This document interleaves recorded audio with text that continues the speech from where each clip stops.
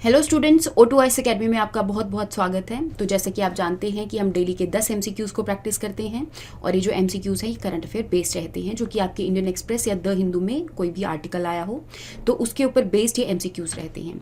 तो आज के MCQs शुरू करने से पहले अगर आपको इस वीडियो की PDF चाहिए तो आप हमारी O2IS एकेडमी की ऐप को डाउनलोड कर सकते हैं और यहाँ पर ही आपको PDF मिल जाएगी। स्टार्ट करते हैं आज के सबसे पहले क्वेश्चन से, that is related to united nation biodiversity conference. तो जैसा कि आप जानते हैं कि यूनाइटेड नेशन बायोडाइवर्सिटी कॉन्फ्रेंस जो है मॉन्ट्रियल कनाडा के अंदर कंडक्ट करवाई गई है। तो इसी के रिगार्डिंग आपको दो स्टेटमेंट्स प्रोवाइड करी गई हैं, आपने इसमें से करेक्ट स्टेटमेंट को आइडेंटिफाई करना है। जैसे कि अगर मैं बात करूं रियो समिट की या फिर अर्थ समिट की बात करूं जो कि 1992 में हुआ था, जो कि इन्वायरमेंट के ऊपर बेस्ड था। तो इस रियो समिट में या फिर अर्थ समिट में कुछ ऑर्गेनाइजेशंस जो हैं वो सामने निकल कर आई, जैसे कि UNFCCC जो भी आपकी United nation conference on climate change जो है, जिसकी कॉन्फ्रेंस ऑफ पार्टीज होती रहती हैं। तो ये वाली जो ऑर्गेनाइजेशन है ये भी अर्थ समिट से ही निकल कर आई थी। इसके अलावा एक और ऑर्गेनाइजेशन है जैसे कि आपकी UNCBD, जिसको हम United nation convention on biological diversity के नाम से जानते हैं। तो दैट मीन्स अगर मैं इसकी कॉन्फ्रेंस के बारे में बात करूं तो इसकी कॉन्फ्रेंस में वो सब कंट्रीज पार्टिसिपेट करेंगी जिन्होंने UNCBD को साइन किया है। तो आपकी जो फर्स्ट स्टेटमेंट है ये करेक्ट हो जाएगी। सेकेंड स्टेटमेंट के बारे में अगर मैं बात करूं कि 1994 में सबसे पहली UNCBD की कॉन्फ्रेंस हुई थी और ये जो कॉन्फ्रेंस है ये मॉन्ट्रियल के अंदर नहीं बल्कि ये बहामास के अंदर कंडक्ट करवाई गई थी। तो दैट मीन्स आपकी जो सेकेंड स्टेटमेंट है ये इनकरेक्ट हो जाएगी। इसके अलावा भी मैं कन्वेंशन ऑन बायोडाइवर्सिटी के अगर बारे में उसके पर्पस के बारे में बात करूं तो ये यही बात करते हैं कि जितनी भी बायोडाइवर्सिटी है उस बायोडाइवर्सिटी हमें जितने भी बेनिफिट्स मिल रहे हैं वो फेयर एंड इक्विटेबल होने चाहिए। ऐसा ना हो कि कई जो कंट्रीज़ हैं वो इसका ज़्यादा बेनिफिट उठा ले बायोडाइवर्सिटी का, या कई जो है वो कम बेनिफिट उठाएं। या फिर हम बायोडाइवर्सिटी को प्रोटेक्ट करने की भी इसके अंदर बात करते हैं कि हमें इसका सस्टेनेबल यूज़ करना है ताकि आने वाली जो फ्यूचर जनरेशन्स हैं उनके लिए भी जो बायोडाइवर्सिटी है वो बची रहे। तो दैट मीन्स यहाँ पे आपकी जो फर्स्ट स्टेटमेंट है ये करेक्ट हो जाएगी, second is incorrect. Next question के बारे में बात कर लेते हैं, that is related to global tax deal signed by OECD। तो अगर मैं इस ग्लोबल टैक्स डील के बारे में बात करूं तो इस ग्लोबल टैक्स डील को 2021 में साइन किया गया था। बहुत टाइम से ये जो डील है पेंडिंग थी, लेकिन 2021 में इसको साइन कर दिया गया और ये एक पर्टिकुलर ऑर्गेनाइजेशन के अंडर आती है, that is organisation of economic corporation and development. तो अगर मैं इस डील के बारे में बात करूं तो ये डील बात करती है कि जितनी भी प्राइवेट कंपनीज हैं, जितनी भी बड़ी बड़ी कंपनीज हैं जो कि हर एक कंट्री में उन्होंने अपने पैर जमा लिए हैं। तो अगर मैं बड़ी बड़ी प्राइवेट कंपनीज के बारे में बात करूं जैसे कि गूगल हो गया, अमेजन हो गया, फेसबुक हो गया, तो ये जो कंपनीज हैं ये हर एक कंट्री में अवेलेबल हैं और हर एक कंट्री के जो लोग हैं वो इन सब की जो सर्विसेज हैं उसको यूज़ करते हैं। लेकिन इनका कोई अलग से टैक्सेशन का जो मैकेनिज्म है कि किस कंट्री में ये कितना टैक्स प्रोवाइड करेंगे डिपेंडिंग अपॉन कि कितने इनके यूज़र्स हैं। तो एज सच इसके रिगार्डिंग अभी तक कोई डील नहीं थी, लेकिन OECD ने इसके रिगार्डिंग भी जो ग्लोबल टैक्स डील है जिसके अंदर बहुत सारी कंट्रीज़ ने मिलकर इसको रेटिफाई किया है या फिर इसको साइन किया है या फिर इसको अप्रूव किया है। तो उसी के रिगार्डिंग आपको दो स्टेटमेंट्स प्रोवाइड करी गई हैं। जैसे कि फर्स्ट स्टेटमेंट के बारे में अगर मैंने बताया कि जो प्रॉफिट्स जनरेट हुए हैं लार्ज कंपनीज के उनको रीडिस्ट्रीब्यूट करना है ताकि हर एक कंट्री को जो इसका फ़ायदा जो है वो मिल सके, क्योंकि जैसे कि आप जानते हैं कि अमेजन, फेसबुक और ये जितनी भी गूगल हैं ये हर एक कंट्री में अब अवेलेबल हैं।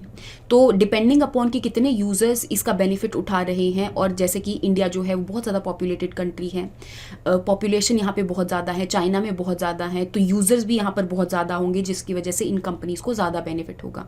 लेकिन उसके अकॉर्डिंग ये हमारी कंट्री में इतना टैक्स जो है वो प्रोवाइड नहीं करते। तो इसी के रिगार्डिंग इस डील को लाया गया है। इसके अलावा अगर मैं बात करूँ कि मिनिमम इफेक्टिव टैक्स जो है वो 15% अभी डिटर्मिन किया गया है और वो कंट्री टू कंट्री जो है वो वेरी करेगा। तो दैट मीन्स यहाँ पे आपकी दोनों की दोनों जो स्टेटमेंट्स है वो करेक्ट हो जाएंगी। नेक्स्ट क्वेश्चन के बारे में बात कर लेते हैं, that is related to global methane initiative. देखो दो चीज़ें अलग अलग हैं, एक तो है ग्लोबल मीथेन इनिशिएटिव और एक है ग्लोबल मीथेन प्लेज। सबसे पहले हम ग्लोबल मीथेन प्लेज के बारे में बात कर लेते हैं, जो कि कॉन्फ्रेंस ऑफ पार्टीज 26 UNFCCC की मीटिंग हुई थी पिछले साल, जिसको हमने COP26 के नाम से हम जान रहे थे। तो इस टाइम पे एक नई प्लेज आई थी जिसको हम ग्लोबल मीथेन प्लेज के नाम से जान रहे थे, और इस प्लेज के अंदर बात करी गई थी कि हम मीथेन के जो एमिशंस हैं उसको कट करेंगे, क्योंकि मीथेन जो है वो एक ग्रीन हाउस गैस है और वो ग्लोबल वार्मिंग के अंदर कंट्रीब्यूट कर रही है। ये जो ग्लोबल मीथेन प्लेज है ये इंडिया ने साइन नहीं किया था, लेकिन इसके अलावा अगर मैं ग्लोबल मीथेन इनिशिएटिव के बारे में बात करूं जो कि 2004 में आया था, और ये जो ग्लोबल मीथेन इनिशिएटिव है ये बात करता है कि हम मीथेन को as a energy resource use करेंगे। तो जैसे कि आप जानते हैं कि मीथेन के अंदर बहुत ज़्यादा एनर्जी जो है वो रहती है और इसको हम as a energy source use कर सकते हैं। तो इस इनिशिएटिव को इंडिया ने साइन किया है और इसके अलावा भी 24 और कंट्रीज़ ने इसको साइन किया है। तो दैट मीन्स आपने यहाँ पे ध्यान रखना है कि इंडिया जो है वो ग्लोबल मीथेन इनिशिएटिव का तो पार्ट है, लेकिन ग्लोबल मीथेन प्लेज अभी तक उसने रेटिफाई नहीं किया है। तो इसके रिगार्डिंग आपको पता होना चाहिए। तो इस हिसाब से जब आप स्टेटमेंट्स देखेंगे तो आपकी फर्स्ट जो स्टेटमेंट है कि वैल्यूएबल एनर्जी सोर्स की तरह उसको यूज़ करना है, तो ये करेक्ट हो जाएगी, और इंडिया चाइना इसका पार्ट नहीं है तो ये गलत हो जाएगी, क्योंकि इंडिया और चाइना ने दोनों ने इसको रेटिफाई किया है।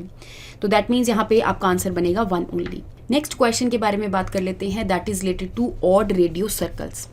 ऑड रेडियो सर्कल्स के बारे में बात करूं तो रिसेंटली इंडिया के जो रिसर्चर्स हैं उन्होंने ये फाइंड किया है कि जो ऑड रेडियो सर्कल्स हैं ये सुपरनोवा एक्सप्लोजन या फिर ब्लैक होल से निकल कर आ सकते हैं।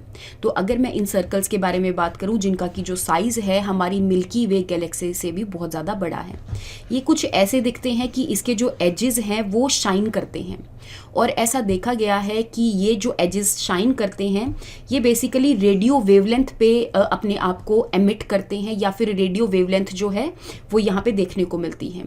इसके अलावा अगर मैं बात करूँ कि सबसे पहले जो ऑड रेडियो सर्कल्स हैं 2019 में ऑब्जर्व किए गए थे, लेकिन ये कोई भी इंफ्रारेड या एक्सरे टेलीस्कोप से फाइंड आउट नहीं किए थे। ऑस्ट्रेलिया का एक अलग से टेलीस्कोप है जिससे इनको सबसे पहली बार ऑब्जर्व किया था, जो कि रेडियो वेवलेंथ के ऊपर बेस्ड है। तो दैट मीन्स आपकी जो सेकेंड स्टेटमेंट है ये इनकरेक्ट हो जाएगी, और यहाँ पर आपने इनकरेक्ट स्टेटमेंट को ही आइडेंटिफाई करना है। तो आंसर बनेगा 2 ओनली। नेक्स्ट क्वेश्चन के बारे में बात कर लेते हैं, that is related to surety bond insurance. तो श्योरिटी बॉन्ड इंश्योरेंस के बारे में बात करूं तो जैसा कि आप जानते हैं कि जो नितिन गडकरी जी हैं उन्होंने इंफ्रास्ट्रक्चर को डेवलप करने के लिए एक नया जो मेथड है वो यहाँ पर निकाला है इंफ्रास्ट्रक्चर को डेवलप करने के लिए, that is a surety bond insurance. Surety bond insurance जो है एक पर्टिकुलर प्रिंसिपल के ऊपर काम करता है, जिसमें सबसे पहला जो है एक प्रिंसिपल होता है, सेकेंड की अगर मैं बात करूँ तो ऑब्लाइजी होता है, और थर्ड की अगर मैं बात करूँ तो यहाँ पर एक इंश्योरेंस कंपनी होती है। तो प्रिंसिपल जो है इस श्योरिटी बॉन्ड को खरीद लेते हैं। जिस टाइम पे ये खरीद लेते हैं तो उस टाइम पे ये श्योरिटी देते हैं कि हम जो है इस इंफ्रास्ट्रक्चर को डेवलप करेंगे और इस पर्टिकुलर टाइम पीरियड के अंदर इस इंफ्रास्ट्रक्चर को डेवलप करेंगे। इसके पीछे जो इंश्योरेंस है वो प्रोवाइड करती है इंश्योरेंस कंपनी, जो कि इस प्रिंसिपल को time to time insurance company को पे करना पड़ता है, और अगर इसने इंफ्रास्ट्रक्चर को टाइम से डेवलप नहीं किया तो इसकी जो इंश्योरेंस है उसके लॉसेस होते हैं। तीसरी अगर मैं बात करूं ऑब्लाइजी की, जो कि फॉर एग्जांपल यहाँ पे गवर्नमेंट ने इस इंश्योरेंस बॉन्ड को या फिर इस श्योरिटी बॉन्ड को रिलीज किया है, तो वो यहाँ पे ऑब्लाइजी का काम करती है जिनको की बेनिफिट होता है। तो इसी चीज के ऊपर जो श्योरिटी बॉन्ड इंश्योरेंस है वो काम करता है। तो इसके रिगार्डिंग आपको 2 स्टेटमेंट्स प्रोवाइड करी गई हैं। For example it involves 3 party agreement, तो ये बिल्कुल सही हो जाएगा जैसे कि अभी मैंने आपको समझाया। सेकेंड स्टेटमेंट के बारे में अगर मैं बात करूँ तो यहाँ पे सिक्योरिटी अरेंजमेंट हो जाता है ताकि इंफ्रास्ट्रक्चर के प्रोजेक्ट्स को डेवलप किया जा सके। तो और ज्यादा इंफ्रास्ट्रक्चर डेवलप करने के लिए नितिन गडकरी जी ने श्योरिटी बॉन्ड इंश्योरेंस को रिलीज किया है। तो दैट मीन्स यहाँ पे आपकी दोनों की दोनों जो स्टेटमेंट्स है वो करेक्ट हो जाएंगी। नेक्स्ट क्वेश्चन के बारे में बात कर लेते हैं, that is related to graded response action plan. तो ग्रेडेड रिस्पॉन्स एक्शन प्लान के बारे में बात करूं, जैसा कि आप जानते हैं कि एयर क्वालिटी इंडेक्स जो है हर एक सिटी की एयर क्वालिटी के बारे में मेजर करता है कि कितने पार्टिकुलेट मैटर हैं, कितनी पॉल्यूशन है, या फिर कितना जो भी है स्मोक है ना, ये सारी चीज़ें एयर के अंदर डिटर्मिन करता है। इसके अलावा अगर मैं बात करूं कि ग्रेडेड रिस्पॉन्स एक्शन प्लान जो है वो इन्वायरमेंट मिनिस्ट्री ने रिलीज़ किया था, ताकि यहाँ पर अगर एयर क्वालिटी बहुत ज़्यादा सीवियर हो जाए तो उस टाइम पे क्या क्या मेजर्स लेने की ज़रूरत है। यहाँ पे अलग अलग स्टेजेस होती हैं ग्रेडेड रिस्पॉन्स एक्शन प्लान की। फॉर एग्जांपल अगर मैं बात करूँ कि इसके अंदर देखते हैं हम कि जो गुड है वो 0 to 50 होता है, air quality index, satisfactory is 51 to 100, in the same way moderate is 101 to 200। Poor की अगर मैं बात करूं तो इस टाइम पे जो air quality index is 201 to 300, 201 से लेके 300 तक रहता है। और जिस टाइम पे एयर क्वालिटी इंडेक्स हमारा पुअर हो जाता है तो उस टाइम पे ग्रेडेड रिस्पॉन्स एक्शन प्लान की जो स्टेज 1 है वो यहाँ पर इन्वोक हो जाती है। इसका मतलब स्टेज 1 के अंदर अलग अलग मेजर्स लिए जाने चाहिए ताकि जो एयर क्वालिटी है उसको ठीक रखा जा सके। फिर नेक्स्ट आ जाता है हमारा वेरी पुअर, जिसके अंदर ग्रेडेड रिस्पॉन्स एक्शन प्लान की स्टेज 2 इन्वोक हो जाती है और सीवियर कैटेगरी के अंदर ग्रैप की थर्ड स्टेज जो है उसको इन्वोक कर दिया जाता है। अब क्योंकि दिल्ली के अंदर ग्रैप की अभी थर्ड स्टेज को इन्वोक किया गया है, इस वजह से ये न्यूज़ में है। तो यहाँ पे हम देख लेते हैं कि स्टेज 1 जो है वो स्वीयर कैटेगरी के लिए नहीं होता, वो पुअर कैटेगरी के लिए होता है। और वो जैसे कि अभी मैंने आपको बताया कि 201 से लेकर 300 तक रहता है।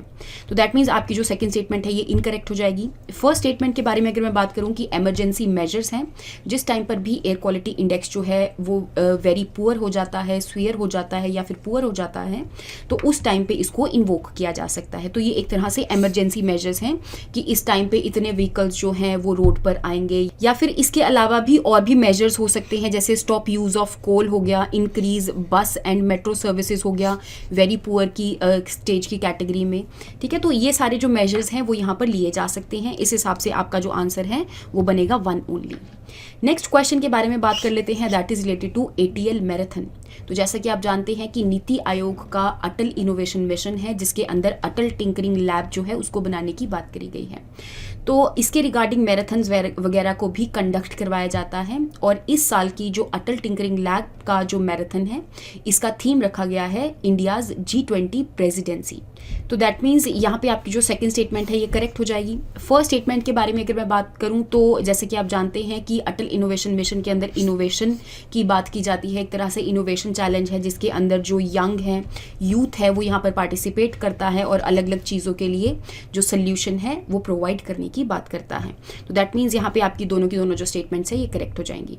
नेक्स्ट क्वेश्चन के बारे में बात कर लेते हैं। तो जैसा कि अभी जानते हैं आप कि अभी ईस्टर्न जोनल काउंसिल जो है उनको हेड किया था, या फिर जो जोनल काउंसिल है उनके जो चेयरमैन है वो होम मिनिस्टर रहते हैं। तो अभी इस जोनल काउंसिल को कंडक्ट करवाया गया था, तो उसी के रिगार्डिंग अलग अलग जोनल काउंसिल जो हैं वो न्यूज़ में आ जाते हैं। तो इसके रिगार्डिंग अगर मैं बात करूं तो आपने फाइंड आउट करना है कि जो सेंट्रल जोनल काउंसिल है उसके अंदर कौन कौन सी स्टेट्स लाई करती हैं। तो जैसा कि आप जानते हैं कि अलग अलग स्टेट्स जो हैं वो एक दूसरे के साथ अच्छा मैनेज करने के लिए, कोऑपरेट करने के लिए, कोऑर्डिनेट करने के लिए यहाँ पे अलग अलग जोनल काउंसिल्स जो हैं उनको बनाया गया है। इनकी टाइम टू टाइम मीटिंग करवाई जाती है ताकि एक दूसरी स्टेट्स के साथ ये अच्छा कोऑर्डिनेट कर सकें।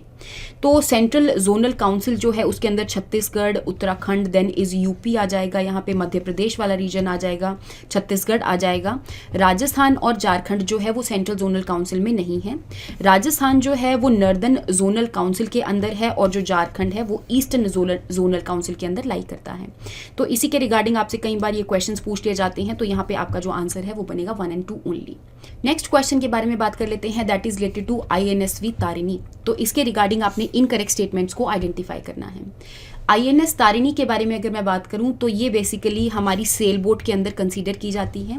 इसके अलावा इंडियन नेवी के पास INSV मेधी भी है और सेकंड जो है boat, sail boat, that is INSV Tarini.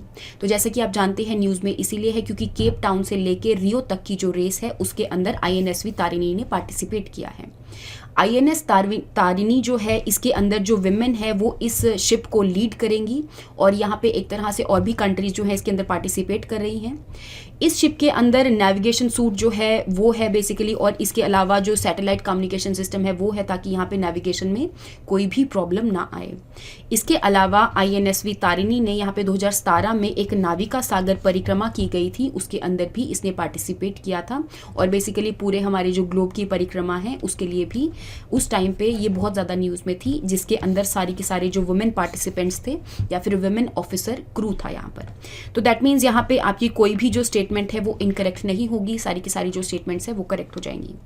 Next question के बारे में बात कर लेते हैं, that is related to national testing house.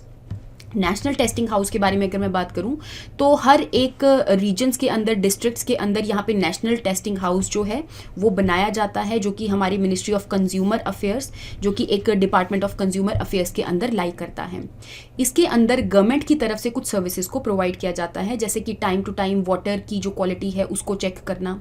For example आसपास के जो खेत हैं या फिर आसपास के जितने भी फर्टिलाइजर्स लोग यूज़ कर रहे हैं उसकी टेस्टिंग करना। तो इन सब चीज़ों के लिए जो नेशनल टेस्टिंग हाउस है वो जाना जाता है, और भी बहुत सारी चीज़ों की ये टेस्टिंग करते हैं।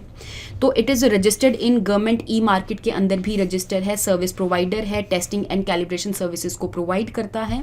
तो दैट मीन्स यहाँ पे आपकी जो दोनों की दोनों स्टेटमेंट्स हैं ये करेक्ट हो जाएंगी। आपका आंसर बनेगा बोथ 1 and 2। तो आई होप आपको यहाँ तक जो क्वेश्चन हैं उनके बारे में समझ में आया होगा। नेक्स्ट क्लास में हम नेक्स्ट MCQs के साथ मिलेंगे। Thank you so much and have a nice day.